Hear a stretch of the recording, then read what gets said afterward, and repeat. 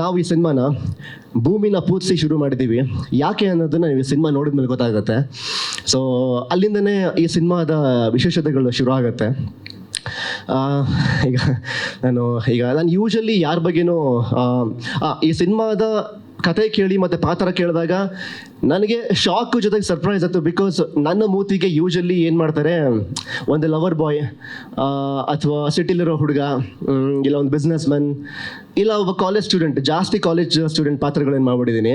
ಅಂಥದ್ರಲ್ಲಿ ಇವರು ಮನೋಜ್ ಕುಮಾರ್ ಅಂತ ಡೈರೆಕ್ಟ್ರು ಬಂದ್ಬಿಟ್ಟು, ಅದು ಅಂತಿಂಥ ಡೈರೆಕ್ಟರ್ ಅಲ್ಲ, ನ್ಯಾಷನಲ್ ಅವಾರ್ಡ್ ವಿನ್ ಆಗೋದು ಸಾಮಾನ್ಯ ವಿಷಯ ಅಲ್ಲ.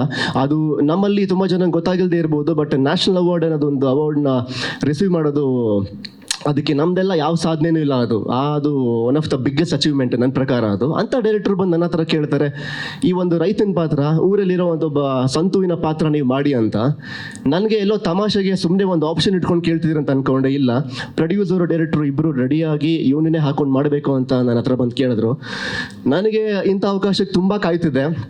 ಯಾಕಂದರೆ ಈಗ ನಾವು ಕಲಾವಿದರು ಆ್ಯಕ್ಟ್ ಮಾಡ್ತಿರೋದೇ ಬೇರೆ ಬೇರೆ ಪಾತ್ರಗಳನ್ನು ಮಾಡೋಕ್ಕೋಸ್ಕರ. ಅಂಥದ್ರಲ್ಲಿ ಒಳ್ಳೆ ಆಪರ್ಚುನಿಟಿ ಬಂತಲ್ಲ ಅಂತ ಒಪ್ಕೊಂಡಾದ್ಮೇಲೆ ನನಗೆ ಅಫ್ಕೋರ್ಸ್ ಕಾನ್ಫಿಡೆನ್ಸ್ ಇರಲಿಲ್ಲ. ಒಬ್ಬ ರೈತನಾಗಿ ಅಫ್ಕೋರ್ಸ್ ಈ ಪಂಚೆ ಮತ್ತು ಲುಂಗಿ ಕಟ್ಟೋದನ್ನ ಡೈರೆಕ್ಟ್ರ್ ಹೇಳ್ಕೊಟ್ಟಿದ್ದು, ಇವತ್ತು ಕೂಡ ಅದನ್ನೇ ಹಾಕೋ ಬನ್ನಿ ಅಂತ ಹೇಳಿದ್ರು.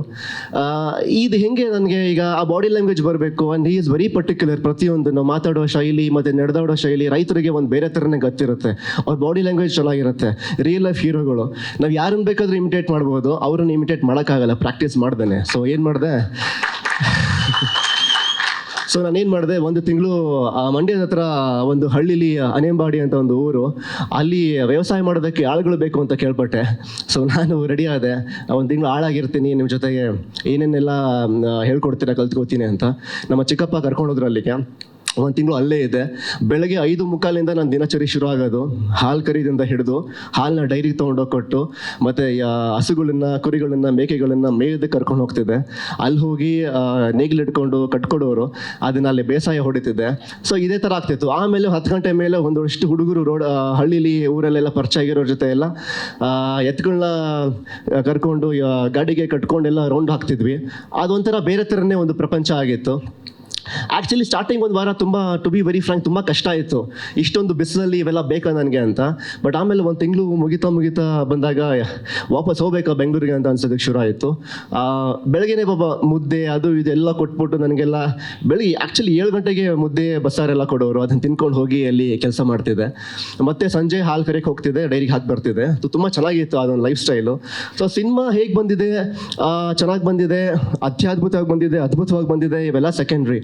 ಒಂದು ಪಾತ್ರನ ಮಾಡೋದಕ್ಕೆ ಇಷ್ಟೆಲ್ಲ ಒಂದು ಎಕ್ಸ್ಪೀರಿಯನ್ಸ್ ಆಯ್ತಲ್ಲ, ಇದನ್ನ ನಾನು ಲೈಫ್ ಟೈಮಲ್ಲಿ ನೆನ್ಪಿಟ್ಕೋತೀನಿ.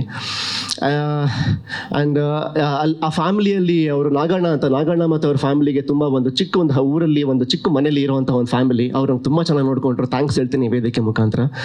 ಆ್ಯಂಡ್ ನಾನು ಈ ಟೆಕ್ನಿಷಿಯನ್ಸ್ ಆಗಲಿ, ನಮ್ಮ ಮೊದಲನೇದಾಗಿ ಡೈರೆಕ್ಟರ್ ಬಗ್ಗೆ ಹೇಳಬೇಕು.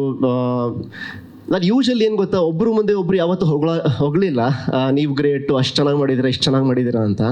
ಸೊ ನನಗೆ ಒಂಥರ ಮುಜುಗರ ಆಗ್ತಿದೆ ಹೇಗೆ ಹೊಗಳೋದು ಇವ್ರನ್ನ ಅಂತ. ಬಿಕಾಸ್ ಇವ್ರ ಮುಂದೆ ಬಿಟ್ಟು ಬೇರೆ ಎಲ್ಲರ ಮುಂದೆನೂ ಮಾತಾಡಿರ್ತೀನಿ, ಕೆಲಸ ಎಷ್ಟು ಚೆನ್ನಾಗಿ ಆಗಿ ಬರ್ತಿದೆ, ಏನೇನೆಲ್ಲ ಮಾಡ್ತಿದ್ದೀವಿ ಅಂತ. ಯಾವತ್ತೂ ಹೊಗಳಿಲ್ಲ.